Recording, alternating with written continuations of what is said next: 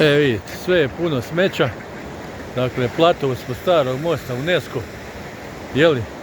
Jer ovdje ste naselili Karadžići, naš Karadžići ovdje, vidite evo ovdje, Karadžići drže i gradski vijećnici. I Karadžiće i gradske vijećnike boli kurac, samo pare, samo pare, čim proljeće, eto Karadžića, eto gradskih vijećnika, eto koverata.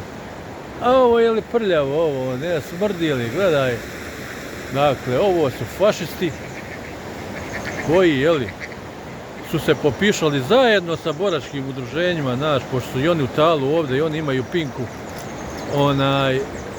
na sve ovo što su, jeli, ljudi ovdje poginuli, izranjavani, tako dalje i tako dalje. I na kraju jebe vam svima mater u pičku, od vas koji ste ovdje na platovu ispod starog mosta, od vas koji u čamcima onim ovdje orgate, vas koji imate ovdje kafane i naravno boračka udruženja, jebe vam majku svima iz boračkih udruženja. A sad u deliću jebem u pleme. Eto.